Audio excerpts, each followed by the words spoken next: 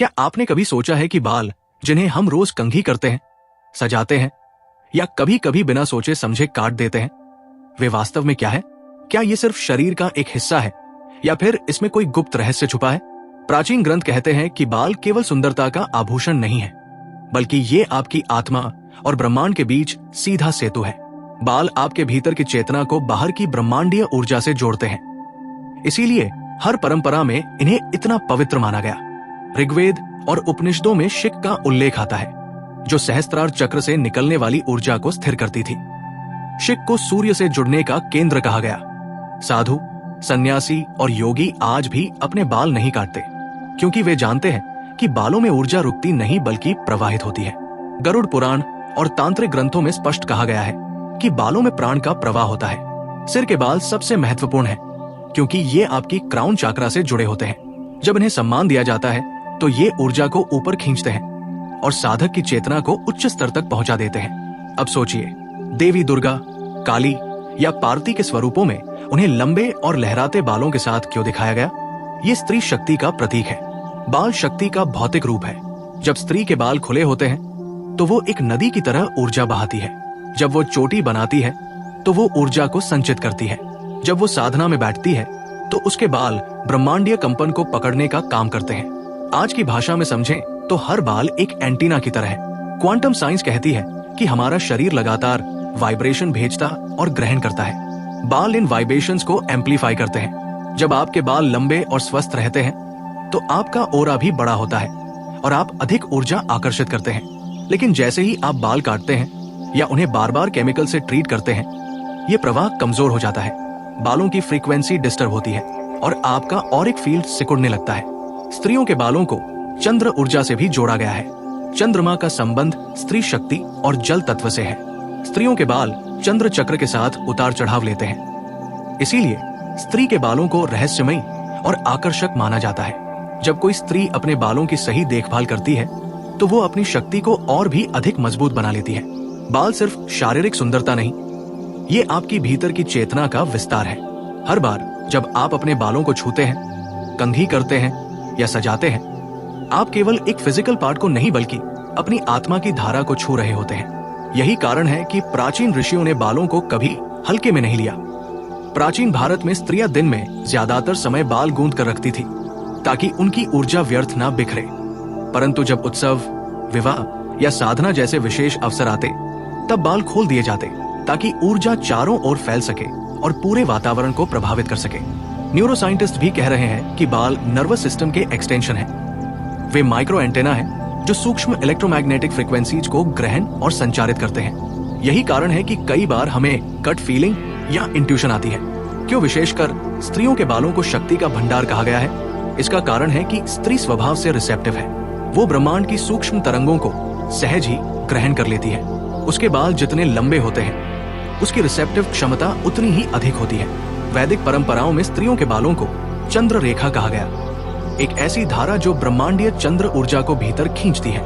बाल और भावनाएं भी गहरे रूप से जुड़ी है। जब कोई स्त्री दुखी होती है तो वो अक्सर बाल खोल देती है। शोक के समय बालों को खुला छोड़ना केवल परंपरा नहीं था, बल्कि ऊर्जा का विस्तार और रिलीज का एक माध्यम था। खुले बाल ऊर्जा को बाहर बहा देते हैं ताकि भीतर का बोझ हल्का हो सके। इसके विपरीत जब आत्मनियंत्रण की आवश्यकता होती है, साधना, तपस्या या अनुशासन में, तब बालों को बांधना आवश्यक माना गया, जो एनर्जी कंजर्वेशन का सिद्धांत है। तंत्र में बालों को ऊर्जा साधने का एक गहरा साधन बताया गया है। बाल प्राण ऊर्जा को एम्पलीफाई करते हैं। ध्यान के समय खुले बाल ऑरिक फील्ड को विस्तृत करते हैं, जबकि साधना में ऊर्जा केंद्रित करने के लिए बालों को बांधा जाता है, जिसे संरक्षण का ताला कहते हैं। जब साधक किसी मंत्र का जप करता है और उसके बाल खुले होते हैं तो मंत्र की तरंगे उसके ऑरिक फील्ड से तेज गति से फैलती है। लेकिन गुप्त मंत्रों के लिए बाल गूंथे जाते थे। बालों में तेल लगाना केवल मजबूती के लिए नहीं, बल्कि सहस्त्रार चक्र को स्थिर करने और ऊर्जा को ग्राउंड करने की क्रिया है। नारियल तेल चंद्र ऊर्जा से, तिल का तेल सूर्य ऊर्जा से जुड़ा है। स्त्रियों के बाल चंद्र चक्र से तालमेल बिठाते हैं। पूर्णिमा पर खुले बाल और एक एक्सपेंशन के लिए और अमावस्या पर गूंथे बाल भीतर की शक्ति जगाने के लिए उत्तम माने गए हैं। प्राचीन आर्षी कहते थे कि स्त्रियों के बाल उसके चारों ओर एक अदृश्य ढाल बनाते हैं जो उसे नकारात्मक ऊर्जा से बचाती है।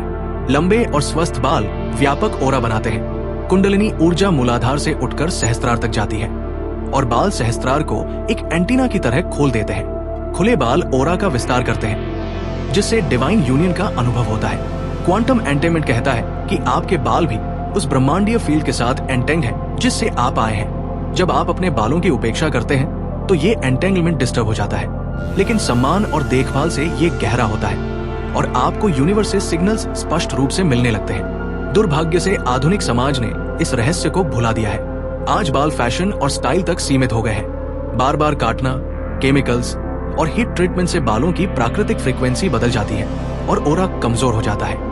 ये वैसा ही है जैसे रेडियो की एंटीना पर रस्ट लग जाए, सिग्नल्स आने बंद हो जाते हैं। अगर आप सच में अपने भीतर की शक्ति को जगाना चाहते हैं तो बालों की देखभाल केवल शरीर के लिए नहीं बल्कि आत्मा के लिए भी करनी होगी।